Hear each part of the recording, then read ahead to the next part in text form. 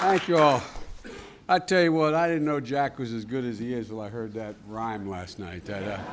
Jack, if you had done that, I'd be introducing you here at home. Thank you all very, very much. I'm sorry you guys are much more disciplined than the place I lived for 36 years up in the Hill, and you're running ahead of schedule. And so the president's with me, and I want to thank you all for being here. We have a lot to work on. There's a lot from fixing a broken immigration system to rebuilding our nation's infrastructure and this new word everybody in America is learning about, sequester.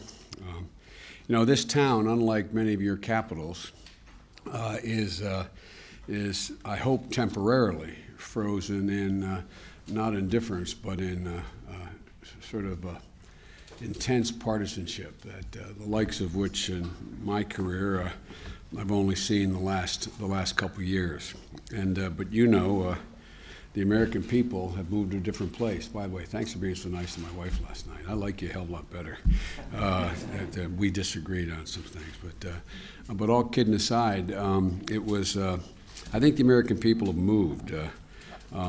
Democrats, Republicans, Independents. They know that the possibilities for this country are immense. They're no longer traumatized by what was a traumatizing event, the great collapse of 2008. They're no longer worried, I think, about our economy being overwhelmed either by Europe writ large, the EU, or China somehow swallowing up every bit of innovation that exists in the world. They're no longer, I think, worried about our economy being overwhelmed beyond our shores. And I don't think there's very little doubt in any circles out there about America's ability to be in position to lead the world in the 21st century, not only in terms of our foreign policy, our incredible defense establishment, but economically. I think the American people are ready to get up. As a civil rights leader when I was coming up as a kid said, the American people are tired of being tired. I think they're ready to get up and move. And you guys know that because it's happening in your states. You probably feel it in your fingertips more than most of us do here in Washington. And as I said, I think they know we're better positioned than any other nation in the world to lead the world. And that's why I think they're so frustrated by what they see and don't see happening here in Washington. And I think their frustration is turning into a little bit of anger.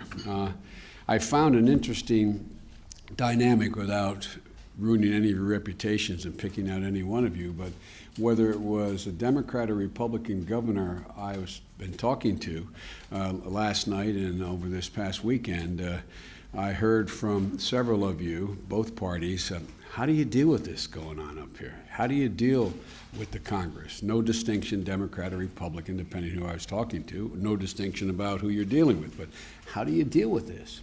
Because you guys deal, and women deal with legislatures that are split. Some of you represent a minority party as governors, yet you get on very well with, you accomplish things in your home state.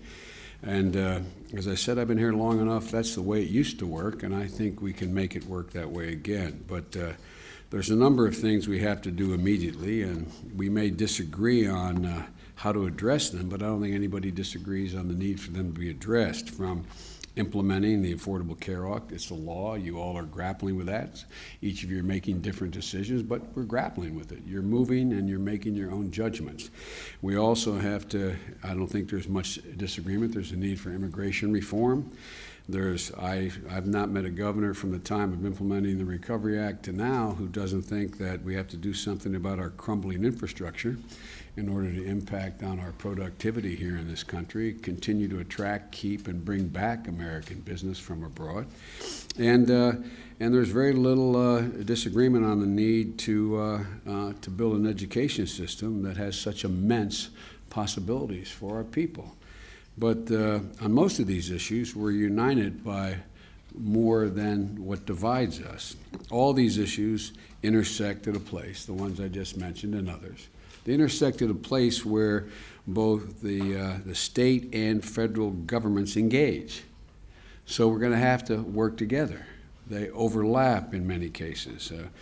We'll have our differences, but we all should agree that the United States has to, once again, have the highest percentage of college graduates of any nation in the world. I don't think there's any disagreement. Everybody agrees, and some of you governors have led the way on early education and the consequences for the prospects of success for our children, of not only of graduating, but avoiding the criminal justice system. You've all led in knowing that we have to have a reform of our high school system so that we end not only finding a pathway for people who are going to go to four-year college and community college, but into the trades. I mean, so there's so much agreement that I think we ought to be able to get a fair amount done. And we should all agree that to grow our economy, we have to invest in manufacturing, clean energy, infrastructure, education. The question is, who invests and how much and how. We're going to debate that, but there's not much disagreement about the need to invest.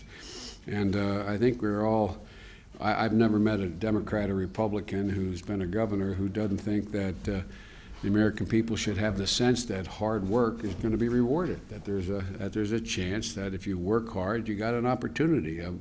You know, I don't know of any group of men or women who are a better living example of that than all of you sitting in front of me in your own experiences. So, you know, the question is, we all use the phrase, move forward in a balanced way. What one man's balance is another man's imbalance, but that's what we got to talk about. That's what's at stake. But the one thing that I don't think any of you lack is a vision about how great this country can be now that we're coming back, that we ought to be able to reassert ourselves in a way that we own the 21st century. And I know the guy I'm about to introduce believes that as strongly as all of you do. Ladies and gentlemen, let me introduce you to the president who's back with the pastry chef, and I'm wondering what he's doing back there. The President of the United States, my friend Barack Obama.